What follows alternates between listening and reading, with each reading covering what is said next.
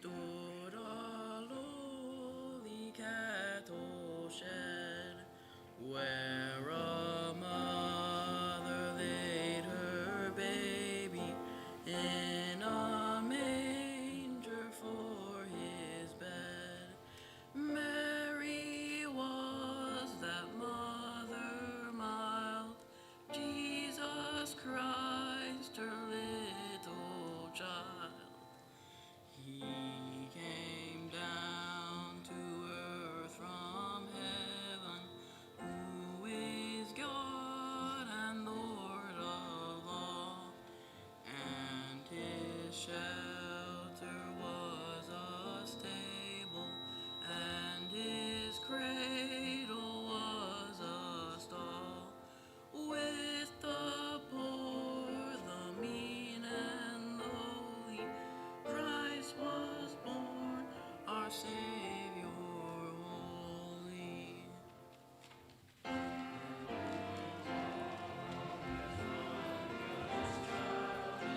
He would honor and obey, love and wash the lowly maiden. In his gentle arms he lay. Christian children always be, mild will be and good as he. And our eyes at last shall see him through his own redeeming love. For that child so dear and gentle is our Lord in heaven above, and he leads his children on to the place where he is gone. But in that poor lowly stable, with the oxen standing by, we shall see him love in heaven, set at God's right hand on high. When like stars his children crown, all in white shall wait around.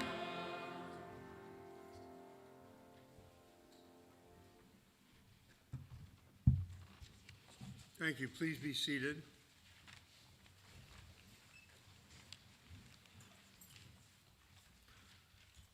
Welcome to all you who are here with us today, both in person and online, and those who are members and those who are visitors and family on this beautiful spring day, day after Christmas. We're glad to have you with us today, and I'm Elder Herbert Loud on behalf of our Pastor Jim Mitchell in our session. I welcome you here today.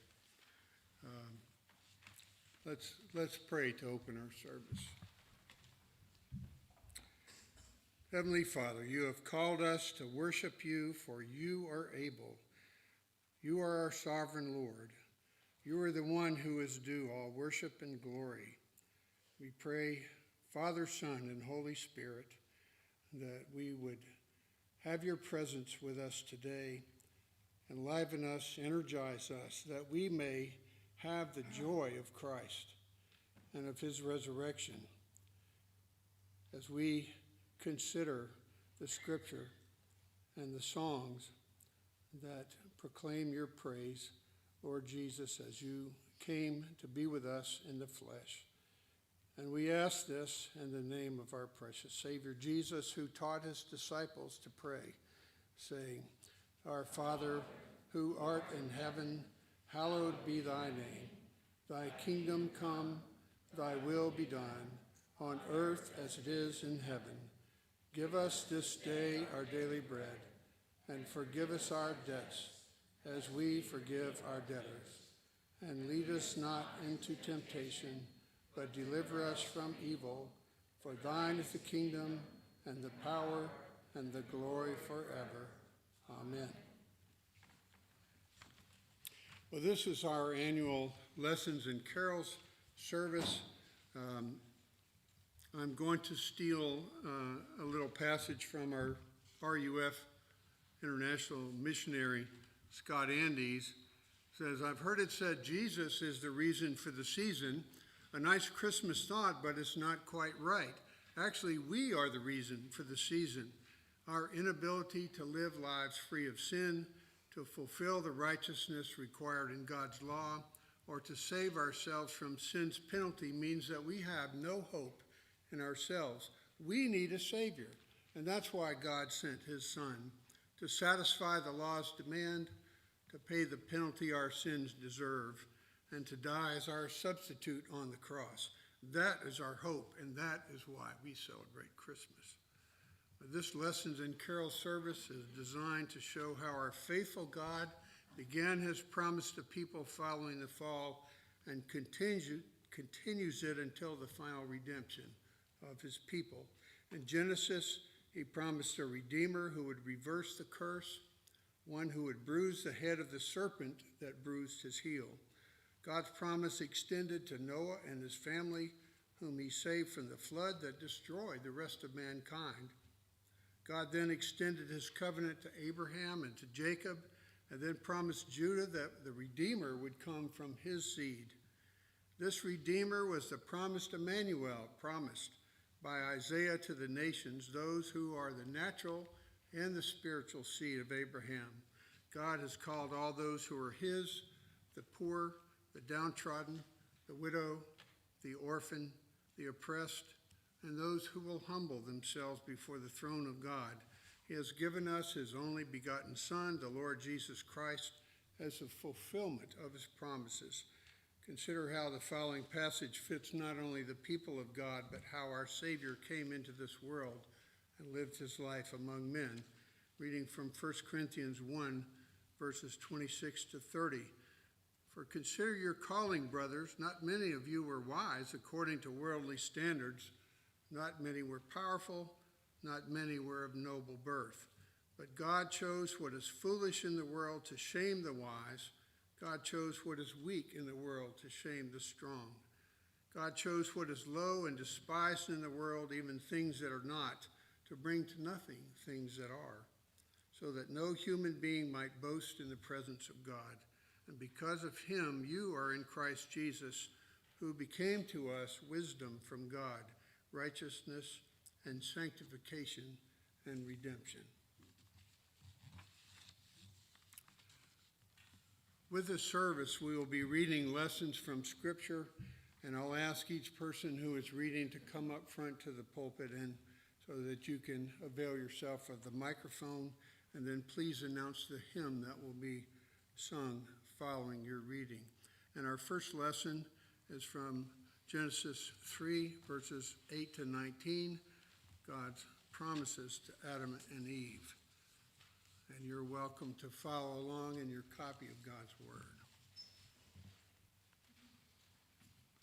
And they heard the sound of the Lord God walking in the garden in the cool of the day, and the man and his wife hid themselves from the presence of the Lord God among the trees of the garden. But the Lord God called to the man and said to him, "Where are you?"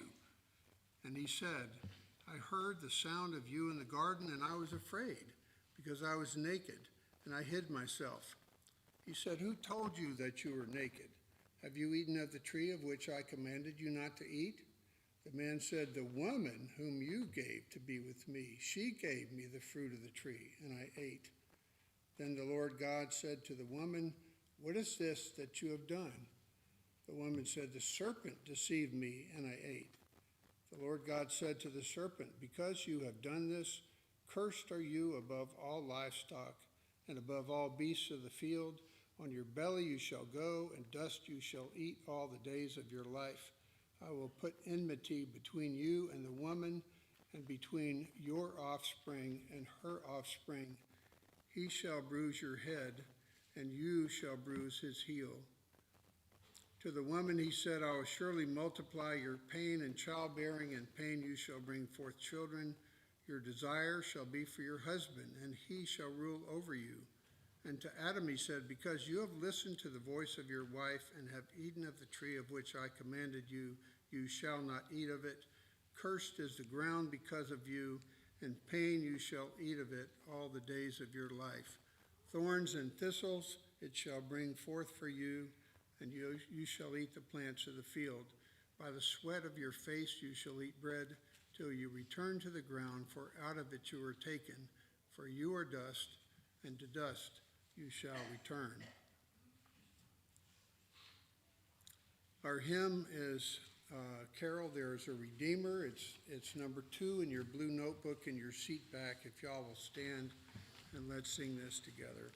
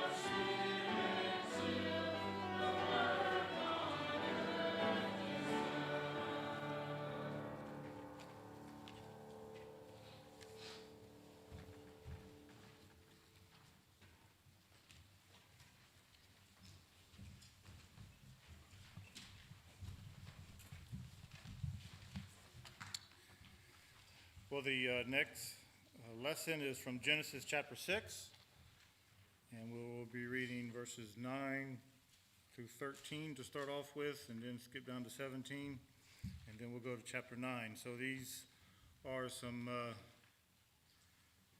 conversations that God had with Noah before and after the flood, and promises made to him. So Genesis chapter 6, verses 9 through 13. These are the records of the generations of Noah.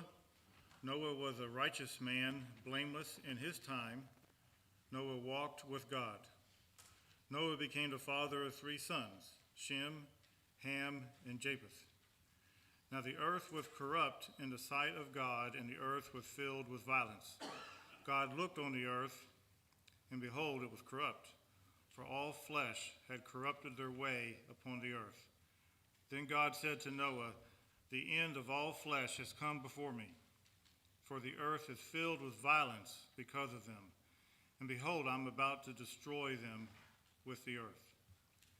And then at verse 17, behold, I, even I, am bringing the flood of water upon the earth to destroy all flesh in which is the breath of life from under heaven. Everything that is on the earth shall perish. But I will establish my covenant with you, and you shall enter the ark, you and your sons and your wife and your sons' wives with you. And of every living thing of all flesh, you shall bring 2 of every kind into the ark, to keep them alive with you. They shall be male and female. Of the birds after their kind, and of the animals after their kind, of every creeping thing of the ground after its kind, 2 of every kind will come to you to keep them alive. As for you, take for yourself some of all food which is edible, and gather it to yourself, and it shall be for food for you and for them. Thus Noah did according to all that God had commanded him, so he did. And then chapter 9, starting at verse 8. Then God spoke to Noah and to his sons with him, saying, Now behold, I myself do establish my covenant with you and with your descendants after you, and with every living creature that is with you, the birds, the cattle, and every beast of the earth with you, all that come out of the ark, even every beast of the earth. I establish my covenant with you, and all flesh shall never again be cut off by the water of the flood, neither shall there again be a flood to destroy the earth. God said, This is the sign of the covenant which I am making between me and you and every living creature that is with you, for all successive generations. I set my bow in the cloud, and it shall be a sign of a covenant between me and the earth. It shall come about when I bring a cloud over the earth, that the bow will be seen in the cloud. And I will remember my covenant, which is between me and you and every living creature of all flesh. And never again shall the water become a flood to destroy all flesh. When the bow is in the cloud, then I will look upon it, to remember the everlasting covenant between God and every living creature of all flesh that is on the earth. And God said to Noah, This is the sign of the covenant which I have established between me and all flesh that is on the earth. The next hymn is hymn number 493.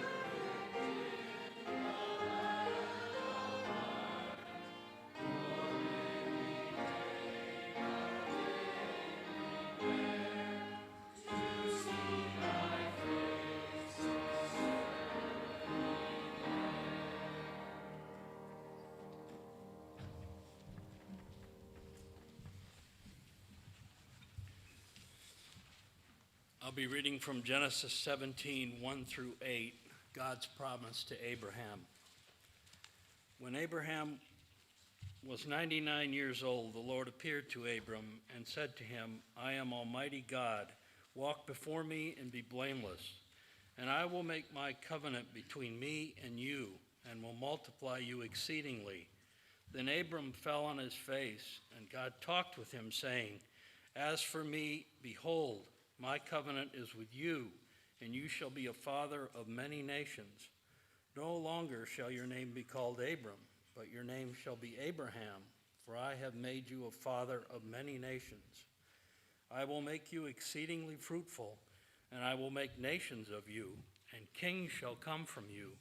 And I will establish my covenant between me and you and your descendants after in their generations for an everlasting covenant, to be God to you and your descendants after you. Also, I give to you and your descendants after you the land in which you are a stranger, all the land of Canaan, as an everlasting possession, and I will be their God. We'll sing from the Trinity hymnal number 34, verses 1, 4, and 5.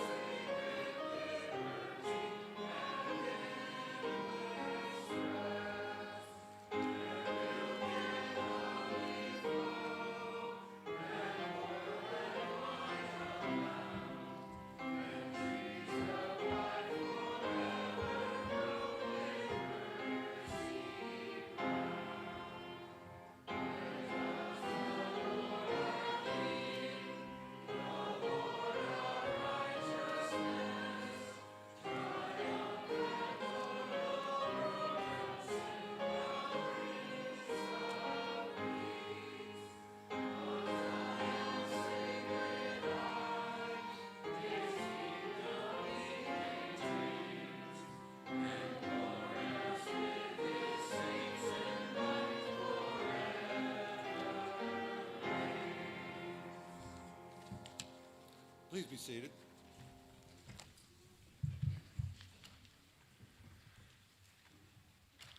Let us go to the word of the Lord in prayer.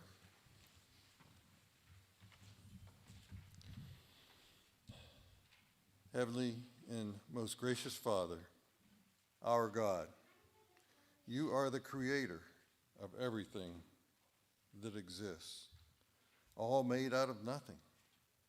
You are of awesome power, but you care for the least of us. You know our thoughts. You know our hearts. You loved us so much that in spite of ourselves, in spite of our sinful nature, you sent your only begotten Son, our Lord and Savior, Jesus Christ, to live with us and die for us. Even though he was sinless, he suffered your wrath for our sin and became the perfect sacrifice, the Lamb of God, that we may not die, but live in eternity in your presence. Lord, we praise you for your grace and mercy, not just at this time of year, but always, every day of the year. We praise you for the prophecy and lessons of the Old Testament and the reality and promises of the New Testament. You are an awesome God. But Lord, we ask for your forgiveness, for with all that you've done for us, with all that we have to praise you for, we are all too often distracted by the secular celebrations that dominating this time of year. Often, we should, if anything, be more focused at this time of year on you. Help us to be different than the world. Help us to show the world what you have done for us.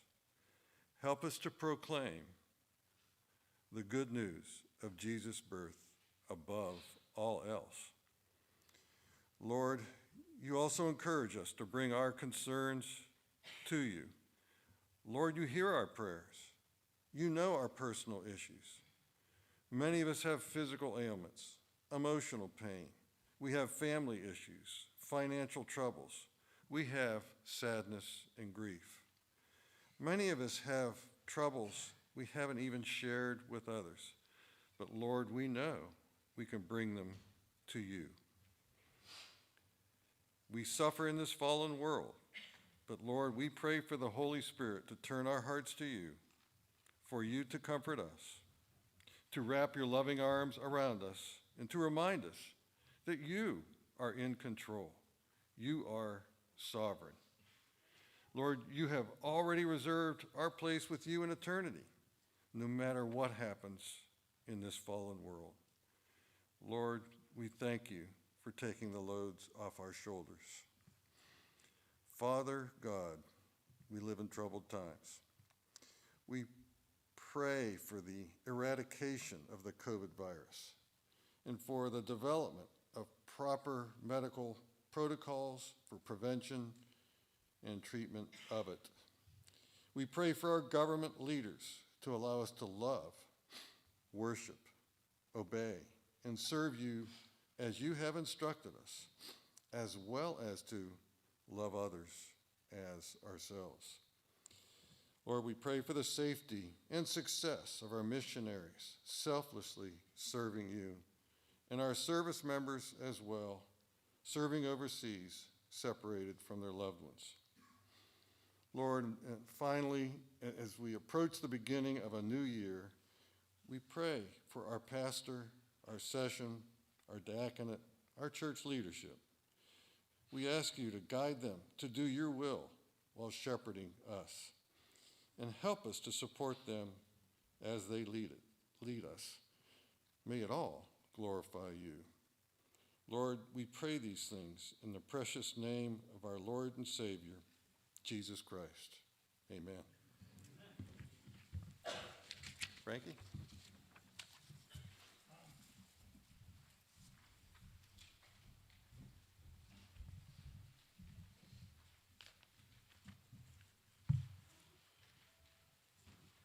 Our scripture today is from Genesis 28, verses 10 through 17.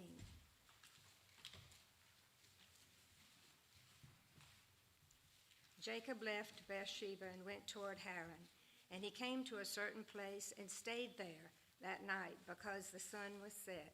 Taking one of the stones of the place, he put it under his head and lay down in that place to sleep. And he dreamed. And behold, there was a ladder setting up on the earth, and the top of it reached to heaven. And behold, the angels of God were ascending and descending on it. And behold, the Lord stood above it and said, I am the Lord, the God of Abraham your father, and the God of Isaac. The land on which you lie, I will give to you and to your offspring. Your offspring shall be like the dust of the earth, and you shall spread abroad to the west, and to the east, and to the north, and to the south, and in you and your offspring shall all the families on the earth be blessed. Behold, I am with you, and will keep you wherever you go, and I will bring you back to this land, for I will not leave you until I have done what I promised. Then Jacob awoke from his sleep, and said, "Surely the Lord is in this place, and I did not know it." And he was afraid and said, "How awesome is this place! This is none other than the house of God, and this is the gate of heaven." Now stand and let's sing together Trinity Hymnal 221.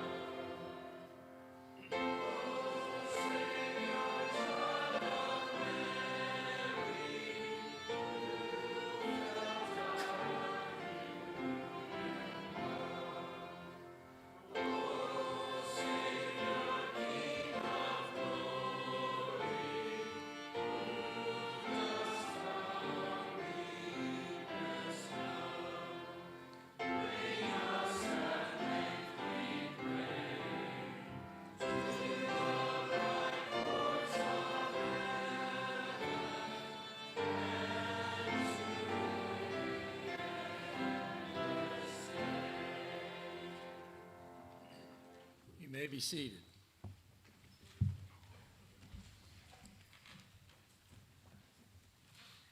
About 1,000 years after God's promise to Jacob, the word of the Lord came to the prophet Isaiah. Our fifth lesson is the promise Isaiah brings of God's presence with his people in the flesh.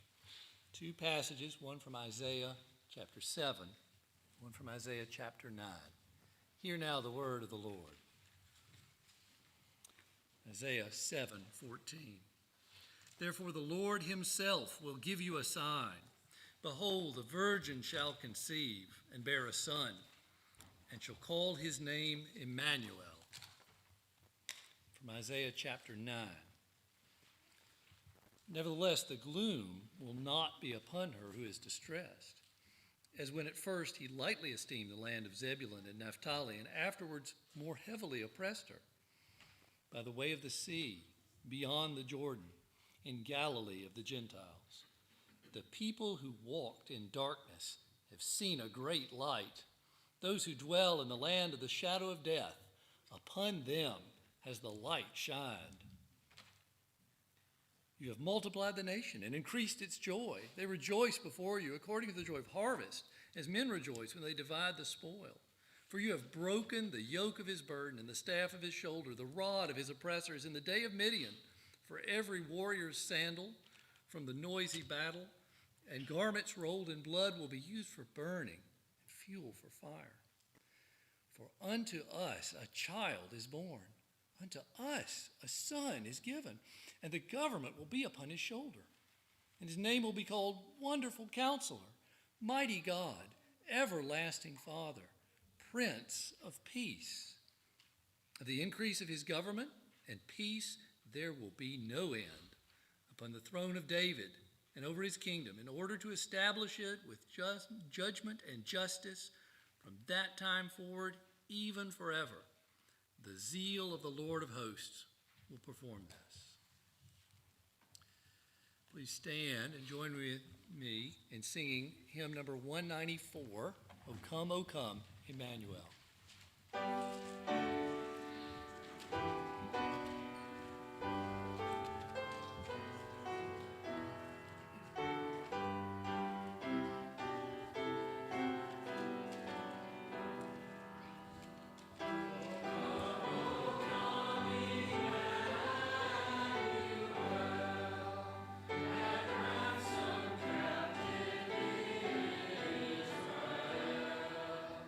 That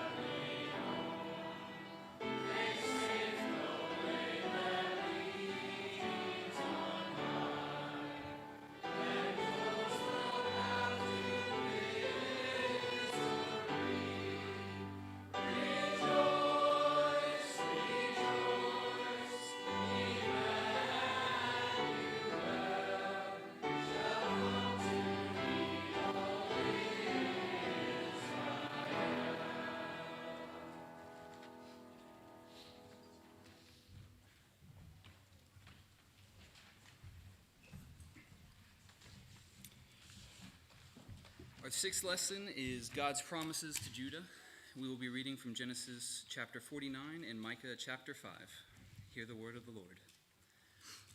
Judah, your brothers shall praise you. Your hand shall be on the neck of your enemies. Your father's son shall bow down before you. Judah is a lion's cub. From the prey, my son, you have gone up. He stooped down, he crouched as a lion, and as a lioness, who dares rouse him? The scepter shall not depart from Judah, nor the ruler's staff from between his feet, until the tribute comes to him. To him shall be the obedience of the peoples, binding his foal to the vine, and his donkey's colt to the choice vine. He has washed his garments in wine, his vesture in blood of grapes.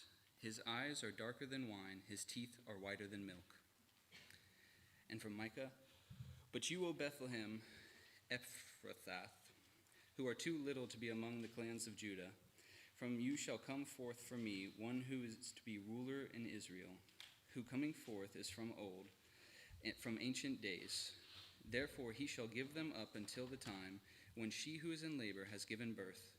Then the rest of the brothers shall return to the people of Israel, and he shall stand and shepherd his flock in the strength of the Lord, and in the majesty of the name of the Lord his God, and they shall dwell secure, for now he shall be great, and to the ends of the earth, and he shall be their peace.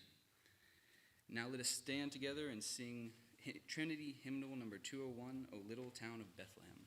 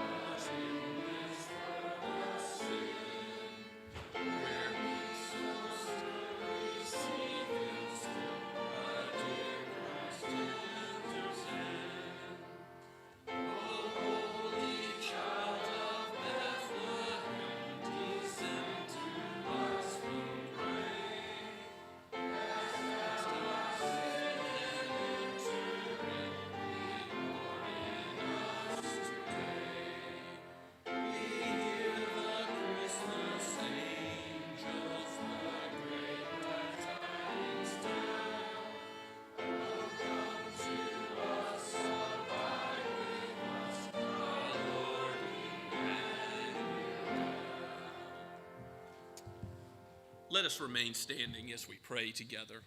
O Father, Son, and Holy Spirit, you are God, our Creator, and the one who has loved us with an everlasting love in Christ, giving us the most wondrous gift, the most perfect gift, the redemption that we could not earn, that was given freely by your grace and your mercy to those who will trust in him. So, Lord, give us faith. Help us, though you give us life and breath and everything else. You own the cattle on 1,000 hills. This whole world is yours. We ask that you would give us what we need the most. Give us Jesus, the bread of life, the bread that comes down from heaven, that we might partake of him by faith, and doing so, though we die, we would continue to live with him forever. Bless our lives to his service, so that his kingdom may go forward. Your name be hallowed. All this we pray in Jesus' holy name. Amen.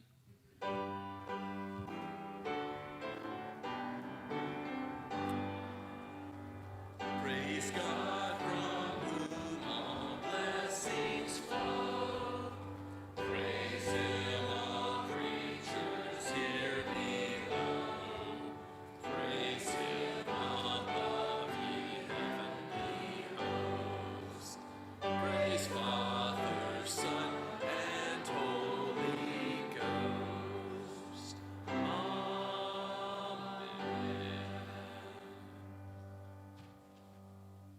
Please be seated.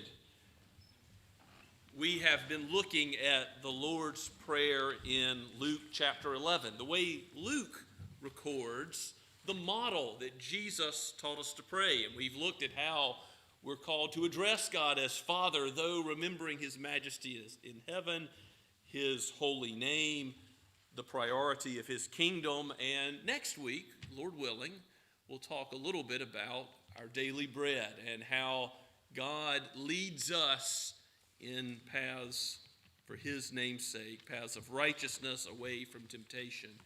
But this morning, briefly, I want to touch on verse 4.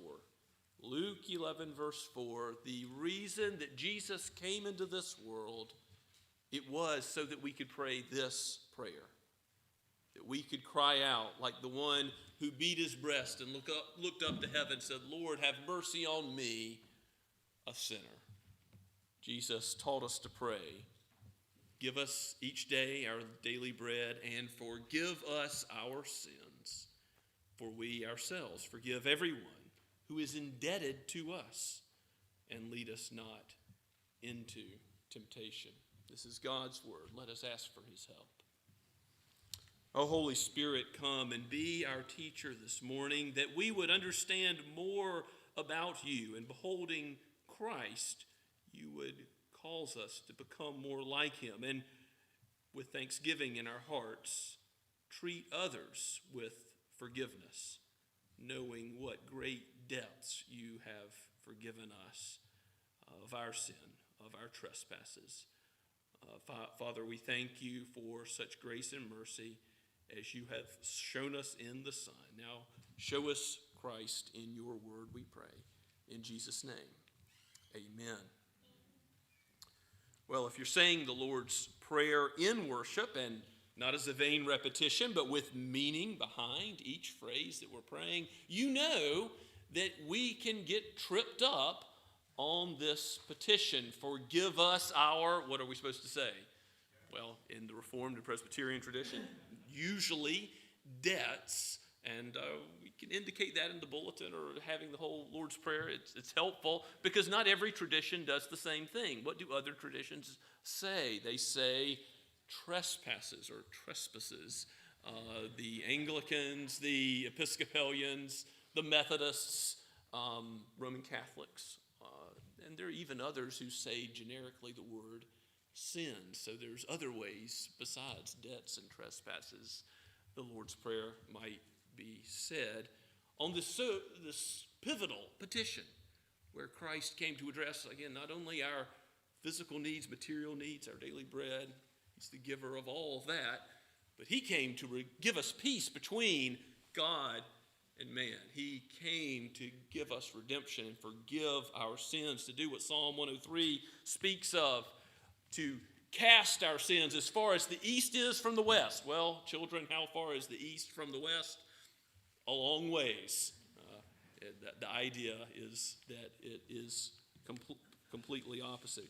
Christ will not remember our sins against us. He will not count our sins against us when we come humbly confessing our sins. And many model prayers in the scriptures, but you must think of Psalm 32, of Psalm 51, those penitential psalms of David as models also about how to humbly confess sin, to seek God's forgiveness. Forgiveness is hard. We know that on a human level.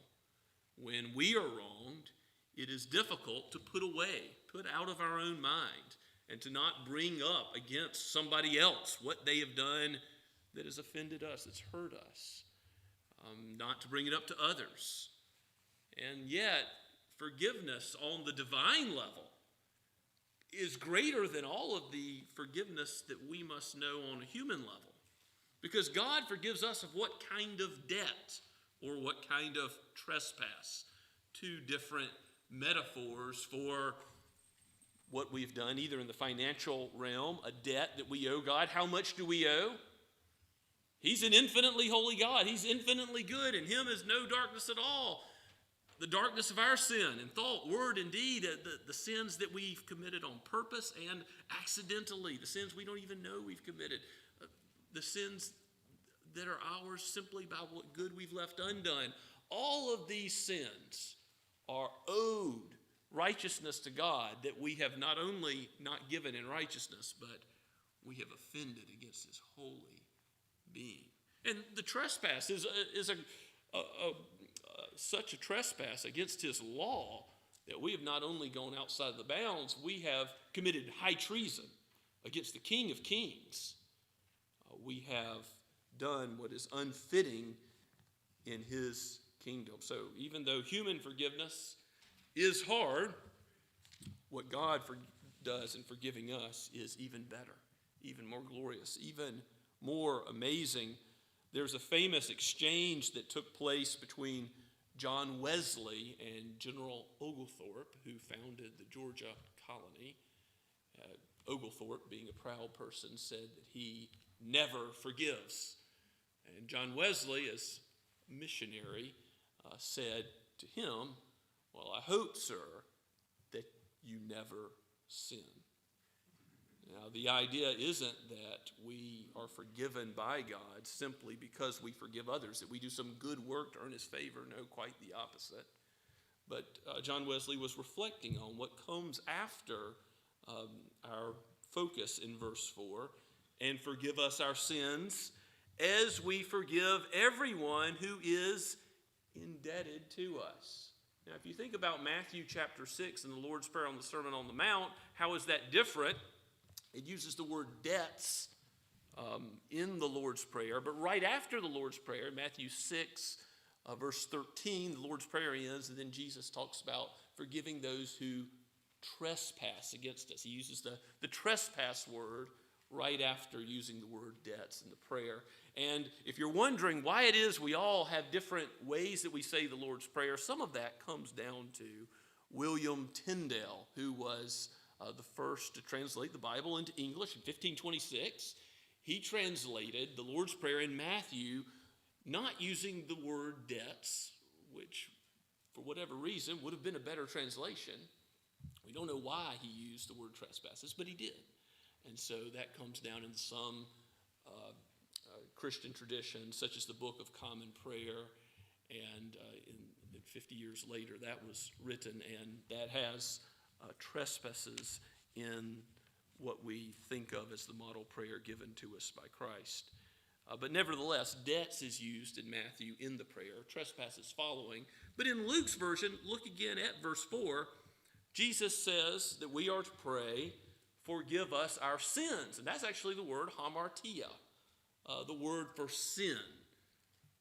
We have fallen short of the glory of God. We have missed the mark and sinned against him. So it's not the word for debts or trespasses. Although in the very next line, Jesus says, "For we ourselves forgive everyone who is indebted to us." So there's still the debt idea connected in the very same verse, even though it's a different Greek word. Turn with me, if you have your Bibles, to one verse that I think draws these two concepts together beautifully and reminds us of the reason that Jesus came to earth, why God became man. That's Colossians chapter 2, and I'll read verses 13 through 15. So Colossians 2, verses 13 through 15. Paul writes, the Holy Spirit says to each of us, "And you who were dead in your trespasses and uncircumcision of your flesh, God made alive together with him, having forgiven us all our trespasses by canceling the record of debt that stood against us with its legal demands. This he set aside, nailing it to the cross. He disarmed the rulers and authorities and put them to open shame by triumphing over them in him." How did Jesus defeat Satan and crush the head of the serpent at the cross? He canceled the debt of sin we owed to God with its legal demands. We owed God perfect righteousness. We didn't give it. And so therefore, Christ came and took that debt on himself. He bore the wrath that we deserve to bear. And it is nailed to the cross. What was Jesus' final cry? It is finished. Actually, that's a banking term, tetelestai. It is paid. The debt is paid in full. And so Jesus shows that debt is a right metaphor for our sin against God and how he has wonderfully solved that problem. But earlier in verse 13, we've got the trespasses metaphor right alongside of it. What do you know? "And you who are dead in trespasses," God has forgiven. God made us alive together with Christ, having forgiven all of our trespasses by canceling the debt. So Christ came to this world to forgive sinners. Have you cried out to him today? There is no other name under heaven by which you can be saved. He is the way, the truth, and the life. There's no other way to God. But he came so that sinners can have forgiveness. Not to justify ourselves before God, but being forgiven, we can know how. We can begin to learn how to begin to forgive others. And that's where I want to leave us this morning in another one of Paul's epistles, in his epistle to the Ephesians, Ephesians chapter 3.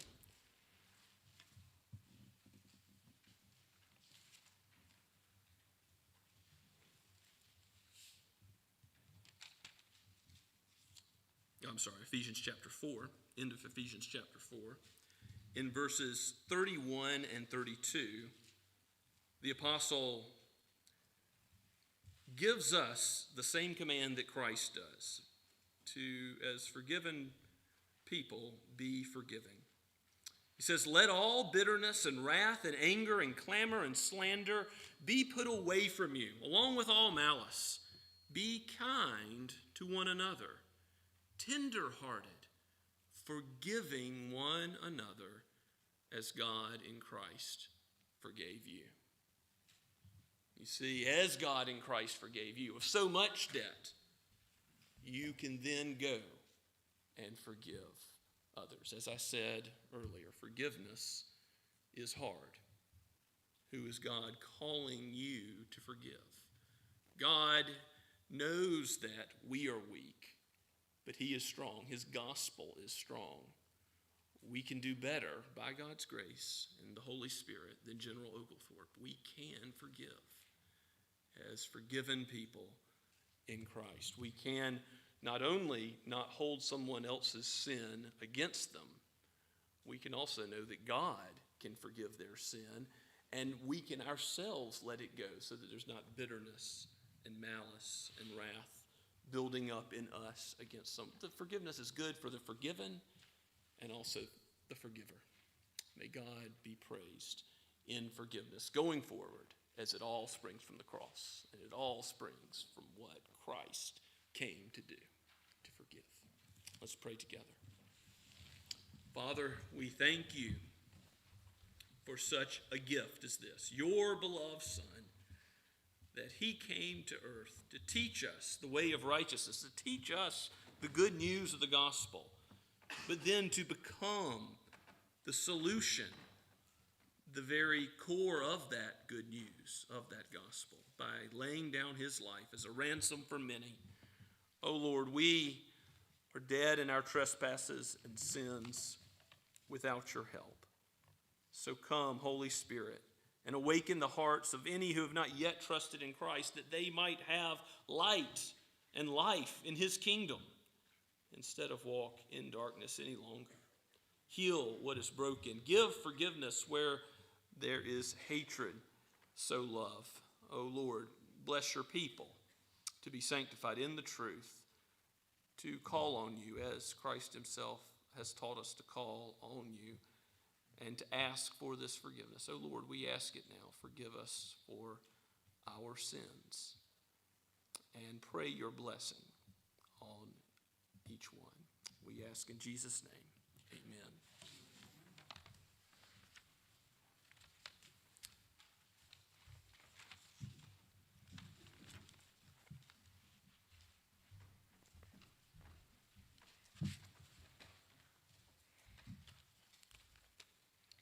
Hear the word of the Lord from Luke chapter 2, verses 1 to 20.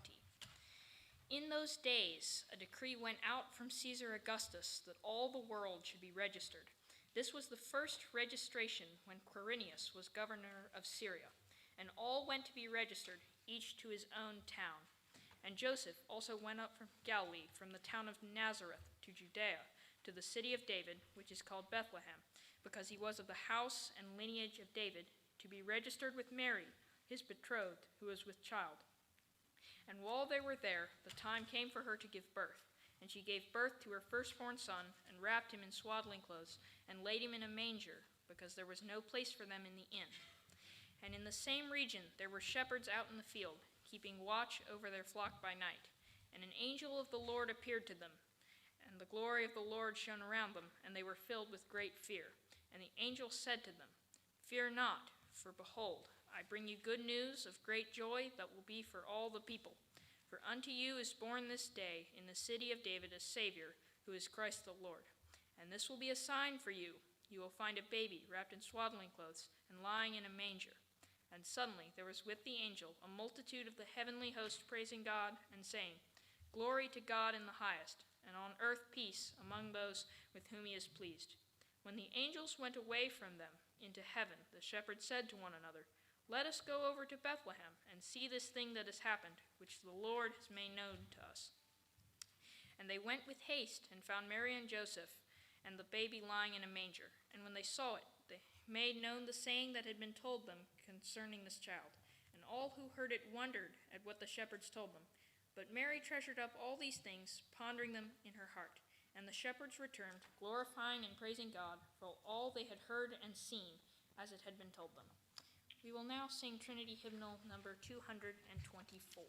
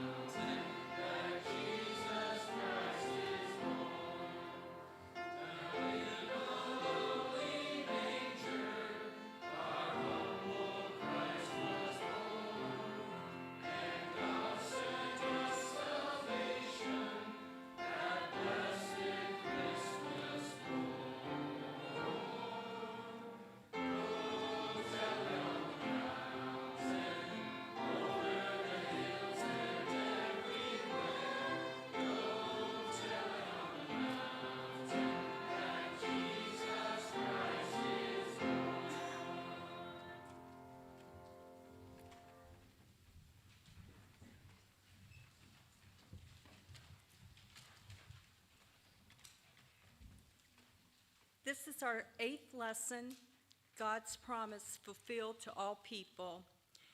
Hear the word of the Lord, Matthew 2, 1 through 12. Now, after Jesus was born in Bethlehem of Judea, in the days of Herod the king, behold, wise men from the east came to Jerusalem, saying, "Where is he who has been born King of the Jews? For we saw his star when it rose, and have come to worship him." When Herod the king heard this, he was troubled, and all Jerusalem with him. And assembling all the chief priests and scribes of the people, he inquired of them where the Christ was to be born. They told him, "In Bethlehem of Judea, for so it is written by the prophet. And you, O Bethlehem, in the land of Judah, are by no means least among the rulers of Judah. For from you shall come a ruler who will shepherd my people Israel." Then Herod summoned the wise men secretly and ascertained from them what time the star had appeared. And he sent them to Bethlehem, saying, "Go and search diligently for me word, that I too may come and worship him." After listening to the king, they went on their way, and behold, the star that they had seen when it rose went before them until it came to rest over the place where the child was. When they saw the star, they rejoiced exceedingly with great joy. And going into the house, they saw the child with Mary, his mother, and they fell down and worshipped him. Then, opening their treasures, they offered him gifts, gold and frankincense and myrrh. And being warned in a dream not to return to Herod, they departed to their own country by another way. So let's please sing in Trinity hymnal number 226, "As with Gladness Men of Old."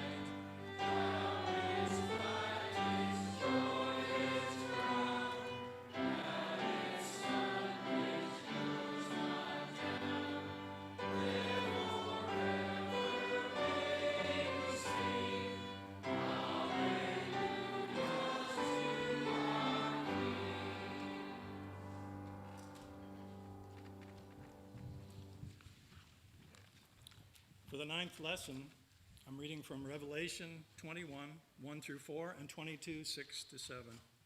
The final fulfillment of God's promise in the final chapter of God's Word. Then I saw a new heaven and a new earth, for the first heaven and the first earth had passed away, and the sea was no more. And I saw the holy city, New Jerusalem, coming out of heaven from God, prepared as a bride adorned for her husband. And I heard a loud voice from the throne saying, "Behold, the dwelling place of God is with man. He will dwell with them, and they will be his people. And God himself will be with them as their God. He will wipe away every tear from their eye, and death shall be no more, neither pain anymore, for the former things have passed away."